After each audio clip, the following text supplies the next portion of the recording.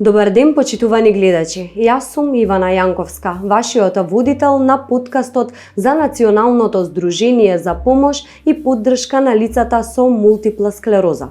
Мултипла склероза или скратено МС е една од најчестите болести на централниот нервен систем. Тоа е хронична, прогресивна, имунолошка посредувана, воспалителна и дегенеративна болест на централниот нервен систем, која настанува кога имуниот систем ја напаѓа обвивката на нервните клетки во мозокот, рабитниот мозок и оптичките нерви, предизвикувајќи воспаление и последователна дегенерација, што води до прекин на невротрансмисијата на сигналот од една нервна клетка до друга. Повеќето луѓе со МС се дијагностицирани на возраст од 20 до 40 години, а МС е 2 до 3 пати почеста кај жените отколку кај мажите. Денес 2,1 милиони луѓе ширум светот имаат МС. Според податоците на Националното здружение за помош и поддршка на лицата со мултипла склероза, во земјава секоја година се дијагностицираат околу 90, односно 120 нови лица со мултипла склероза, додека вкупно од МС боледуваат повеќе од 1500 лица. Очигледните симптоми може да вклучуваат отежнато одење, губење на координацијата, грчеви во мускулите, слабост и промени во говорот. Но понекогаш проблемите предизвикани од МС не се видливи за надворешниот свет. Оштетување на видот, вкочанетост, замор, болка и когнитивни проблеми се неколку од вообичаените невидливи, скриени симптоми кои може да го променат животот исто колку и очигледните физички оштетувања. Пациентите со МС макотрпно се борат со овие симптоми кои јавноста не може да ги види, па чисто и не верува дека постојат, лепејќи им епитети како неспособни, мрзеливи, нерасположени. Токму на оваа тема, невидливите симптоми на мултипла склерозата, денеска ќе разговараме со научен соработник доктор Бојан Бошковски од јавната здравствена установа Универзитетска клиника за неврологија Скопје. Добар ден и добре дојдовте, докторе. Ви благодарам што ја прифативте пред се поканата да бидете нашиот гостин во премиерното издание на подкастот, во кој пред се ќе ги одговориме сите прашања поврзани со болеста мултипла склероза. Благодарам за поканата, добро најдов. Како што кажав и во самата најава, мултипла склерозата секој човек ја доживува на различен начин. Многу луѓе кои се соочуваат со мултипла склероза имаат симптоми кои се невидливи за околината и сето тоа може да доведе до една непријатна ситуација. Па од тука првото мое прашање, кое што би сакала да го одговорите, би било кои се најчестите скриени, односно невидливи симптоми со кои се соочуваат лицата со МС и како се одразуваат на квалитетот на нивниот живот? Точно, пациентите со мултипла склероза имаат и други симптоми, односно невидливи симптоми кои што ние најчесто можеби не ги препознаваме на време или не ги зборуваме со пациентите на време. Ние некако како лекари се концентрираме на моторните симптоми, на тоа што пациентите имаат потешкоти и со одењето или пак што имаат влошување на болеста, па лекување околу тоа. Меѓутоа, овие невидливи симптоми кои што постепено се појавуваат, некако и пациентите можеби на почеток не се свесни дека постојат тие симптоми, меѓутоа тие сепак се јавуваат и прогресивно се влошуваат. Еден од најчестите симптоми, невидлив симптом е заморот и пациентите многу често дури и после година или две од дијагнозата пријавуваат замор или изнемоштеност или неможност да ги обават домашните обврски или работните обврски на своето работно место и така да тој замор, иако е неспецифичен симптом, меѓутоа е многу карактеристичен и пациентите ги оневозможува во секојдневното функционирање. Тоа е еден од најчестите симптоми. Исто така тука заради тој замор дополнително се јавуваат и проблеми со психички симптоми, како што е анксиозност, односно страв, намалено основно расположение, па некогаш и депресија, а тоа може да кулминира и со нарушен сон, значи спиењето да биде отежнато, така да овие симптоми сериозно го нарушуваат квалитетот на животот. Дополнително тука можеме да зборуваме и за намалена спретност на рацете, особено на доминантната рака, поготово ако пациентот се служи со раката во секојдневниот живот, во смисла во секојдневните работни обврски, како што е пишување или куцање на компјутер. Сето тоа може да предизвика отежнување, односно намалување на квалитетот на животот и отежнување во овојање на секојдневните обврски. Сега ќе разговараме за сите од овие симптоми поединечно, па би започнала од заморот, затоа што и вие кажавте како прв симптом. Пошто се разликува овој замор од обичниот замор? Како се јавува? Значи, ние секогаш, мислам, сите луѓе чувствуваме замор од време на време и тој замор можеме да го препишеме дали сме лошо спиени или дали сме работеле нешто, сме се премориле или психички сме истоштени од работниот ден, се случува тој замор.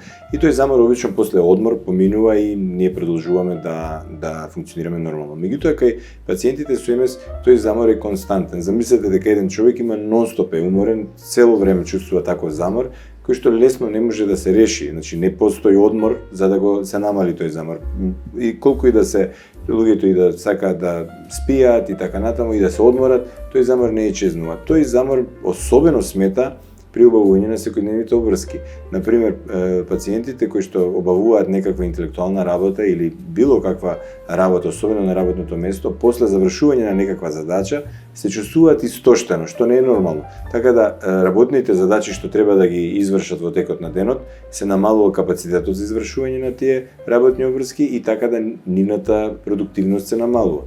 Исто така и во домот, доколку треба да не знам, најпластично да кажем, да се подсреди по дома, сите тоа го правиме, нели? Тоа не представува замор, меѓутоа кај овие пациенти кога тоа го прават, чувствуваат исклучителен замор, особено по завршување на ти или воопшто не може да го прават, така да тоа го нарушува квалитетот на животот.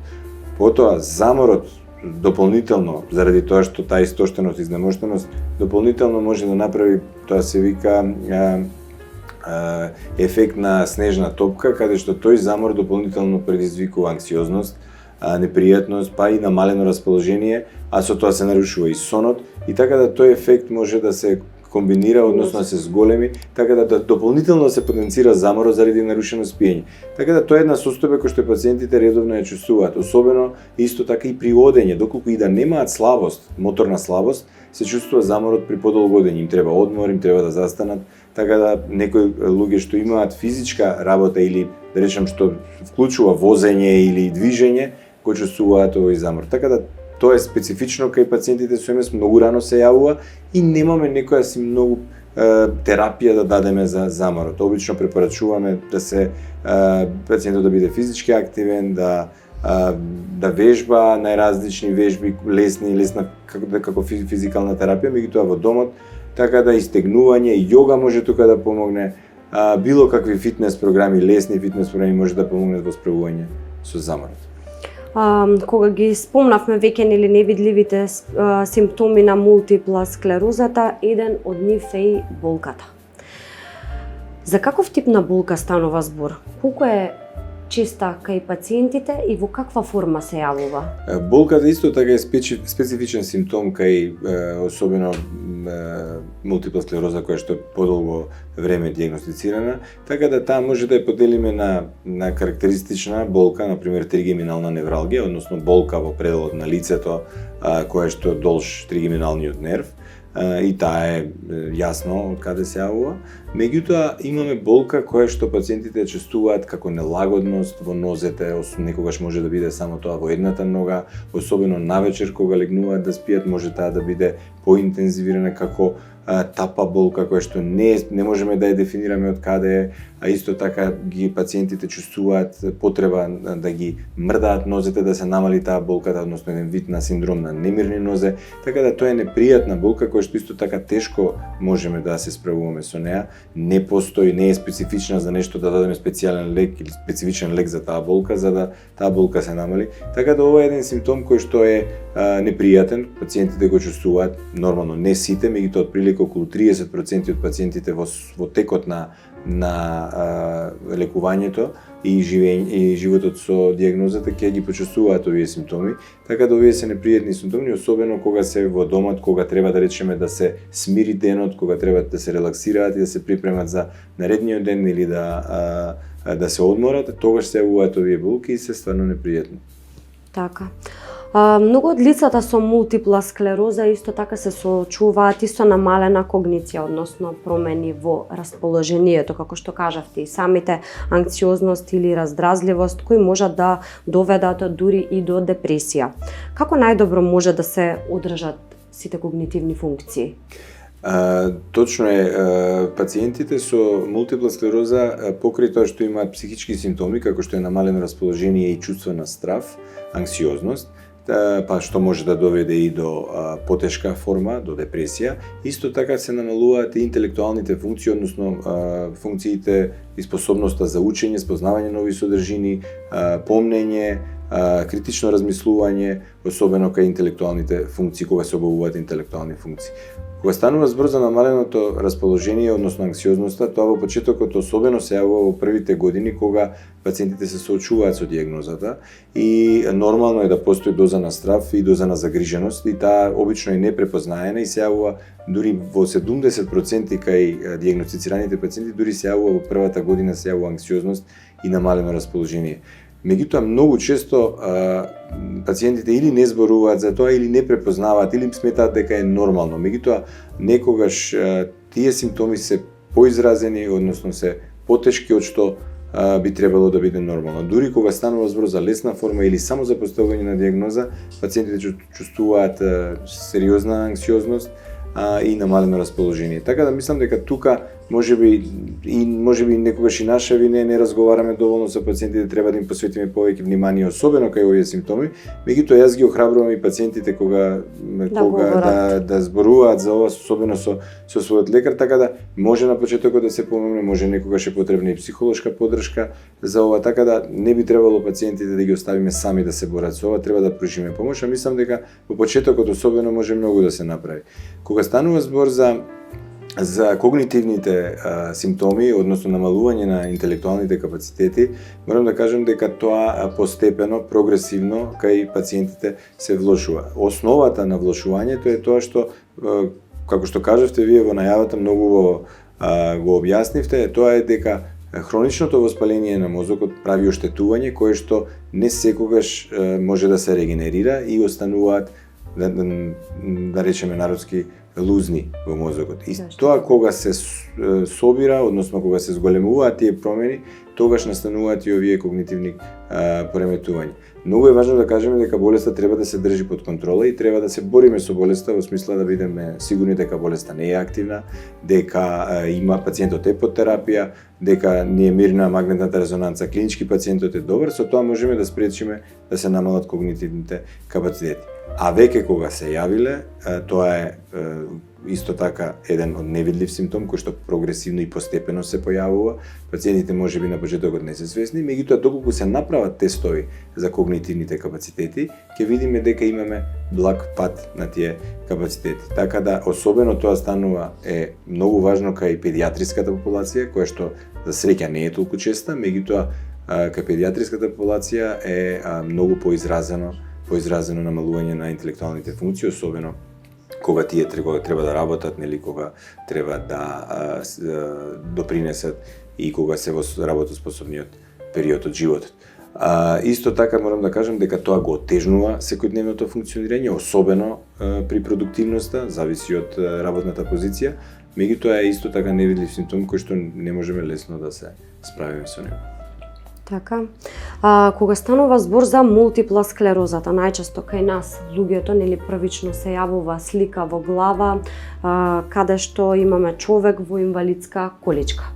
Но исто така и оние пациенти кои ги имаат точно овие скриени симптоми кои што моментално ги зборуваме, често пати можат да бидат во инвалидска количка која што е невидлива и тешко може да се објасни на целата околина, нели, работодавачите, па тука може да ги ставиме и пријателите. Како да им се објасни реалната ситуација која е настаната од конкретно овој проблем? Точно, тоа е еден голем проблем што ние го гледаме во секојдневната пракса, а тоа е дека пациентите, иако изгледаат нормално, тие имаат скрини симптоми за кои што зборувавме, кои што сериозно го намалуваат квалитетот на животот, нивниот капацитет за справување со секојдневните обврски, а со тоа нормално се намалува и можноста прво. Ако е намалено расположението, социјализацијата е намалена, социјалниот живот страда, дружењето се намалува. Ако се намалени когнитивните и ако имаме изразен замор, тогаш пациентот можеби не е задоволуван на работа, односно работодавачот не е задоволен од неговите перформанси, така да и тука настанува проблем. Кога тоа не е препознаено, пациентите немаат друг избор, бараат боледување. И тоа па уште повеќе ја влошува состојбата заради тоа што пациентите не се активни, седат дома, се зголемува анксиозноста, се зголемуваат, се намалуваат, дополнително се намалува расположението и тие најчесто не се разбрани. И јас многу пати кога зборуваме со пациентите, зборуваме за промена на работното место, што кај нас е тоа стварно стана толку тешко, па и дури и во јавните предпријатија многу тешко стана еден пациент да промени работна позиција. Значи пациентот доколку има една работна позиција, има мултипла склероза, не може повеќе да обава таа работна позиција. Доколку се препорача, обично во предпријатијата, јавни компании, најчесто им вика ајде земи си боледување, оди си дома и така, меѓутоа тоа не е добро. Пациентот треба да остане во работен однос, меѓутоа да му се помогне да ја промени позицијата, а не сакам да зборувам за приватните компании каде што мислам дека воопшто не ги разбираат пациентите и тоа мислам дека е малку и треба да се покаже една емпатија кон овие пациенти, доколку работел бил добар работник, сега наеднаш он станува не е толку добар заради тоа што не може да ги обава. Сепак не е крив самиот пациент, а тие невидливи симптоми се тие што го спречуваат. Не треба пациентот да биде во инвалидска количка за да разбереме дека тој не може да ги обавува секојдневните обврски. Така да некогаш треба малце да се замислиме и да размислуваме дека сепак таа боли или да прочитаме на крај крајава за каква болест станува збор, што може да бидат скрини симптоми, така да ако сакаме да им помогнеме на работа, дома. Но пред се за тоа треба да се разговара, како и да е, и со работодавачи, и со пријатели, за да може и тие да знаат за што станува збор. Пациентите треба да се охрабрени да разговараат, мислам, со сите, нормално е тоа е добро да споделат, кај нас исто така и тоа е проблем, не споделуваат, пациентите чуваат. Јас ги охрабрувам да споделуваат и со работодавачите и дома и со пријателите за да бидат поразбрани, меѓутоа ги охрабрувам и тие што се во близина на пациенти со мултипла склероза да отворат и да прочитаат да видат за каква болест станува збор. Така. Еден од главните симптоми на мултипла склерозата е намалената спретност на рацете, особено на десната рака. Пациентите можат да имаат потешкоти со активностите во секојдневието, како што се собирање работи, задржување предмети, потешкоти со пишувањето или проблеми при контролирање на приборот за јадење, како пример. Како сето ова се одразува врз квалитетот на самиот живот?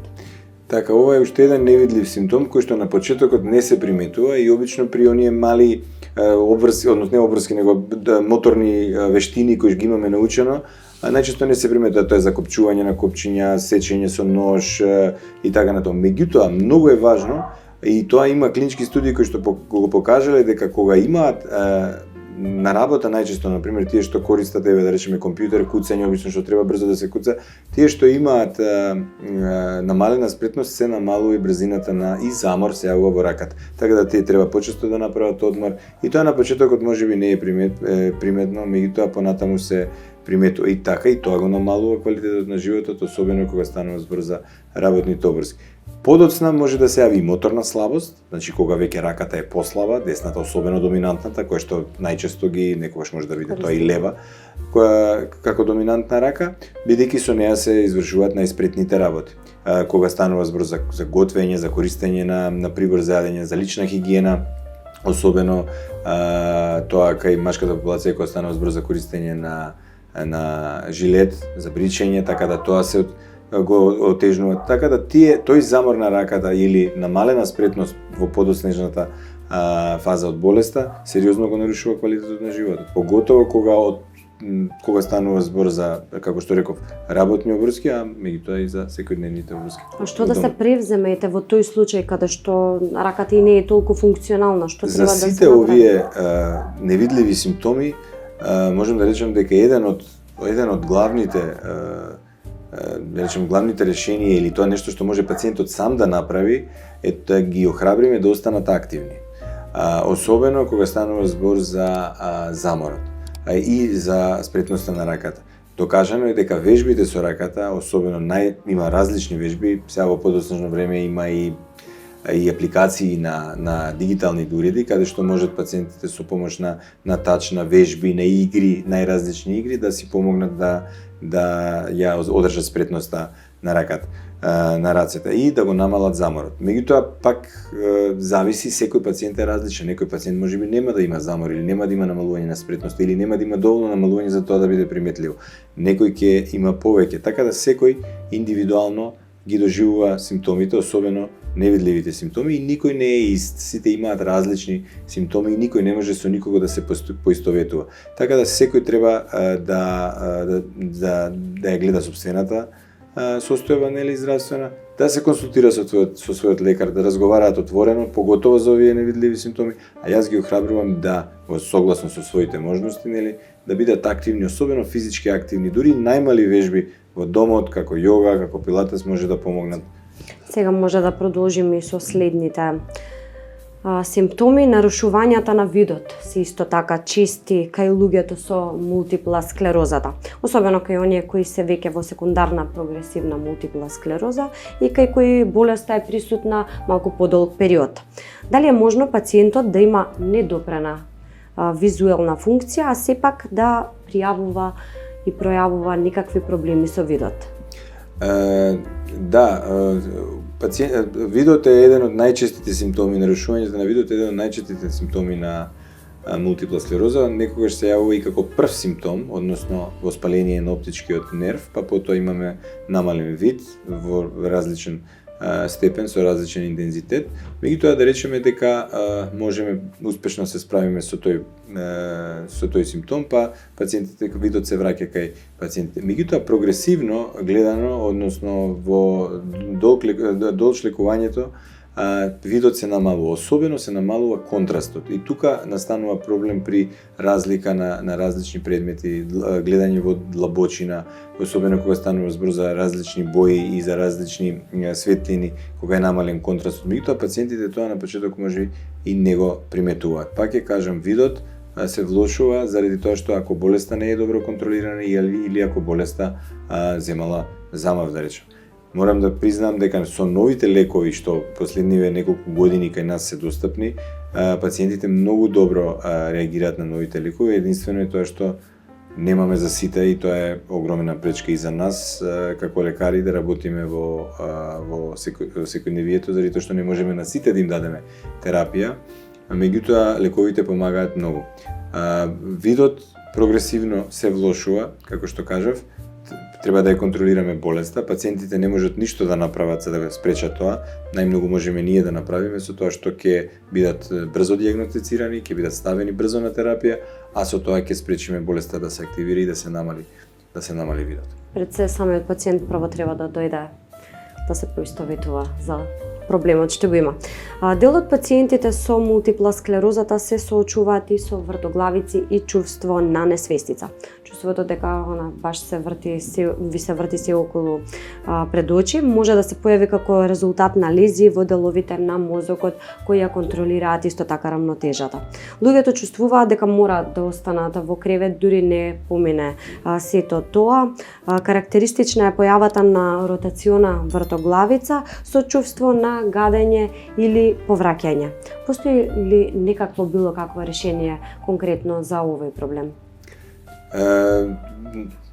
Овие проблеми генерално ги вклопуваме во симптомите со пореметен нот, односно потешкоти со одењето.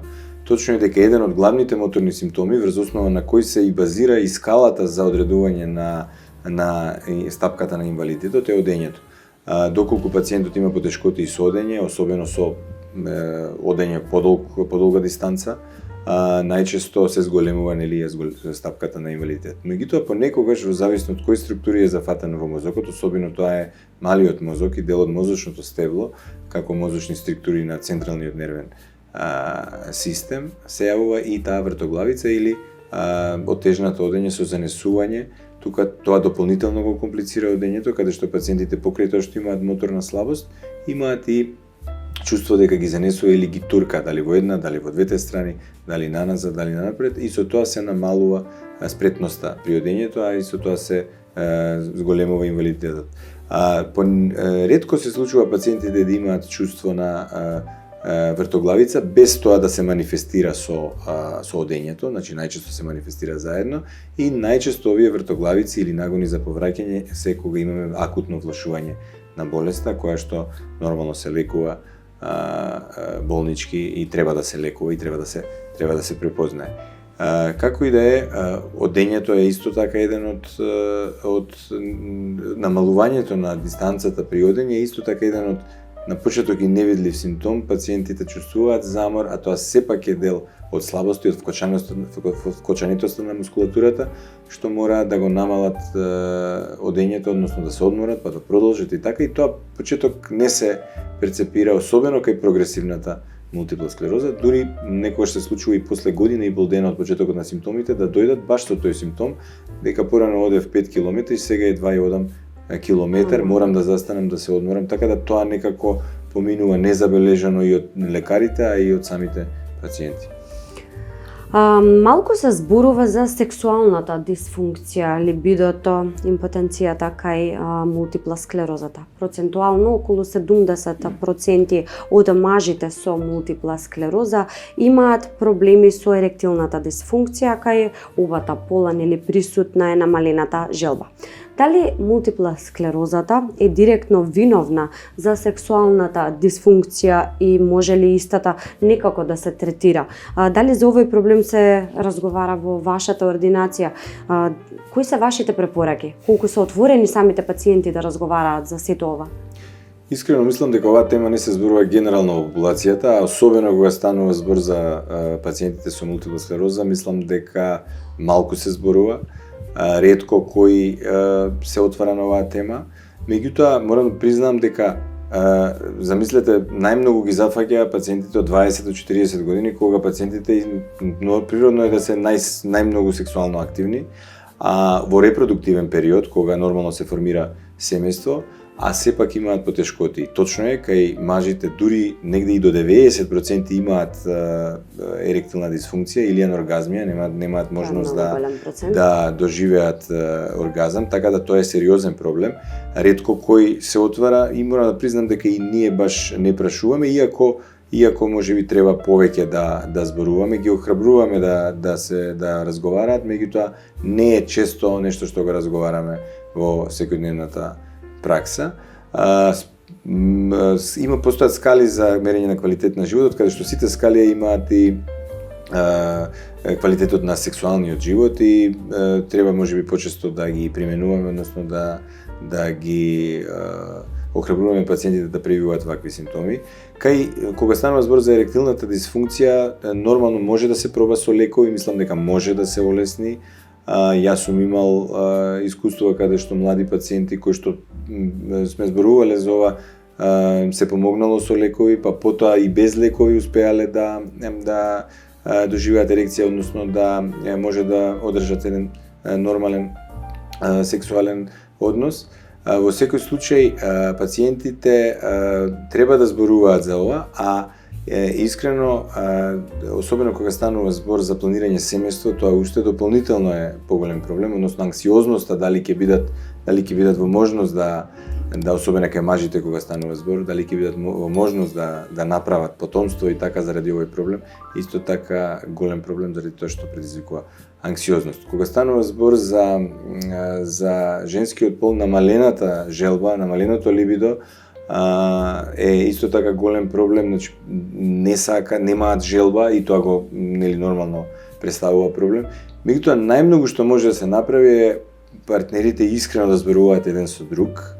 Тоа е едно од најважните работи, да бидат отворени еден кон друг и да пробаат најразлични начини на стимулација за да може да си помогнат еден со друг. Мислам дека заедно може да се реши, а особено кога станува збор за еректилната дисфункција, реков може да се помогне со лекови, меѓутоа исто така и партнерката во случајот може многу да влијае и доколку го разбира пациентот да помогне за да тие симптоми исчезнат. Јас ќе земам малце подолго време за ова да зборувам, заради тоа што пациентите не зборуваат, ретко кои зборуваат, така да сакам да кажам дека доколку станува збор за еректилна дисфункција, која што е органска, која што е причинител самата болест, тогаш можеме да помогнеме и со лекови. Меѓутоа многу често може да се случи да еректилната дисфункција е и психогена, односно да е психичка, да има зголем заради анксиозноста, како што рековме, заради тој замор, а да немаме во основа органска подлога на еректилна дисфункција. Затоа е многу важно да разговараат партнерите меѓу себе, да се охрабрат и да се помогне. Така да може некогаш и тој разговор, разбирањето, меѓусебното разбирање да помогне многу да се надмине овој проблем. На крај на ова интервју, јас би сакала да прашам дали имате нешто да додадете, нешто да им препорачате на лицата кои боледуваат од мултипла склероза или секако нивните најблиски кои се во околината. Јас сакам да препорачам тоа дека пациентите треба отворено да зборуваат со своите доктори што ги водат, да не се задоволни понекогаш од сопствената состојба и да бараат повеќе, односно да ги охрабрат лекарите да бидат и тие поагресивни во лекувањето, да зборуваат за невидливите симптоми, да бараат решенија, да превземаат работи во своји раце, како што е физичка активност, да не остават болеста неусловно да ги собори, а лекарите ќе си го прават тоа што они можат да го прават, меѓутоа огромен дел од работата и пациентите сами можат да ја направат. Ви благодарам, докторе, што бевте наша гостина, вам почитувани, ви благодарам што не следевте. Благодарам за поканата и искрено морам да кажам дека ми е драго што има се повеќе вакви емисии каде што може да разговараме за реалните проблеми на пациентите што ги имаат со мултипла склероза.